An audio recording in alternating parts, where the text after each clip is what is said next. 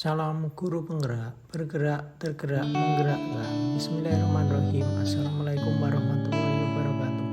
Perkenalkan, saya Andi Sulistianugra dari SD Negeri 65 Bengkulu Selatan, calon guru penggerak Angkatan 9 Kabupaten Bengkulu Selatan. Izinkanlah pada kesempatan ini saya ingin memaparkan demonstrasi kontekstual modul 1.4 Budaya Positif Penerapan Segitiga Restitusi.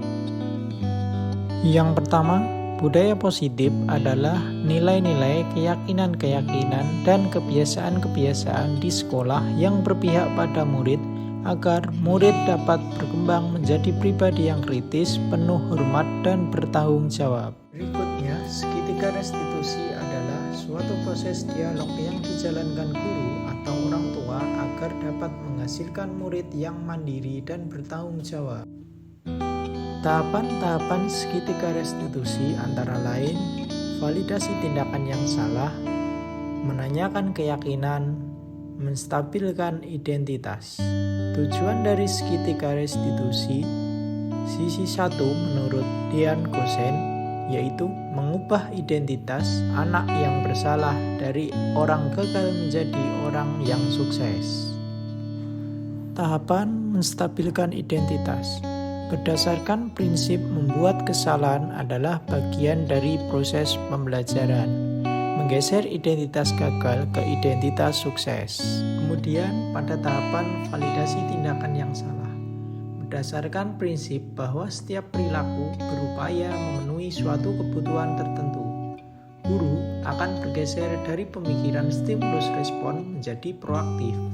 Mengenali dan mengakui kebutuhan murid akan memperbaiki hubungan dengan murid. Berikutnya pada tahapan menanyakan keyakinan.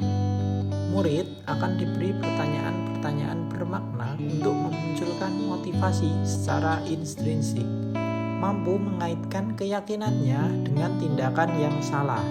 Kasus 1, skenario segitiga restitusi. Abel yang tidak mengerjakan tugas. Selasa siang, Pak Andi tidak bisa mengajar pelajaran Bahasa Indonesia di kelas 6 karena harus mengikuti rapat penting di kabupaten. Pak Andi pun memberikan tugas kepada siswa kelas 6 agar kelas tidak kosong. Namun, Abel tidak mengerjakan tugas tersebut.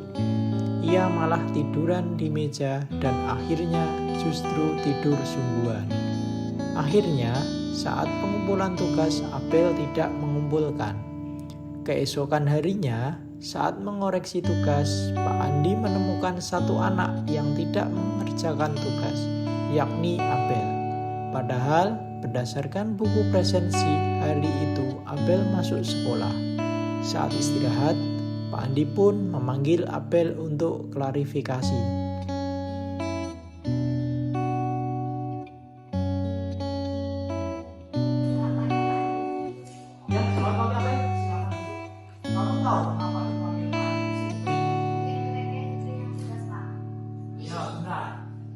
Tapi kamu kemarin masuk kan? Iya Pak, masuk. Tapi saya tidak Abel, semua orang pernah melakukan kesalahan, masuk Andi. Namun, setiap tindakan kita pasti ada alasannya. Kira-kira kenapa kamu tidak masuk? saya capek dan mengatur Pak, seharusnya malamnya kita bersama belajar bersama. Akhirnya saat pelajaran menjadi nanti. Kamu masih ingat yang Masih Pak.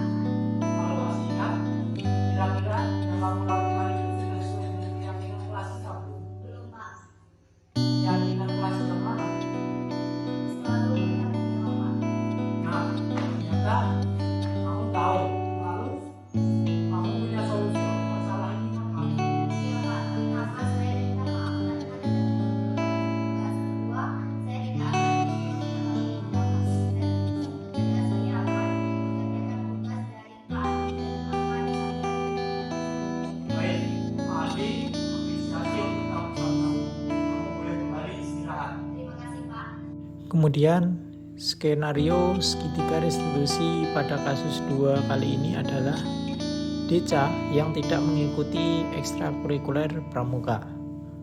Pada hari Sabtu, Deca tidak mengikuti kegiatan pramuka yang merupakan ekstrakurikuler wajib di sekolah.